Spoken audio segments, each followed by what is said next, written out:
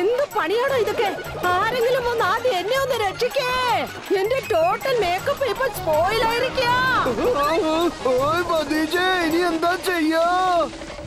വിഷമിക്കണ്ട ചാച്ചു, എന്റെ magnetic roller സ്കേറ്റിന്റെ power ഇപ്പൊ കാണിക്കാം.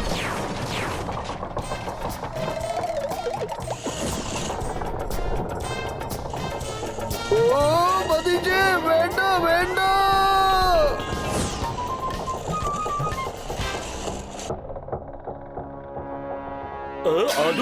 നീ ഇങ്ങോട്ടും വന്നോ പതിജെ? ആ കൗച്ചോർ, നിന്നെ ഇന്ന് വകവരുത്താൻ തന്നെയാ വന്നിരിക്കുന്നെ. അല്ലല്ല, ഞാൻ പറഞ്ഞു വന്നതേ നിന്നെ ഒന്ന് കാണാൻ വന്നതാ. തീർച്ചയായിട്ടും തീർച്ചയായിട്ടും. അതിലെന്താ പ്രശ്നം?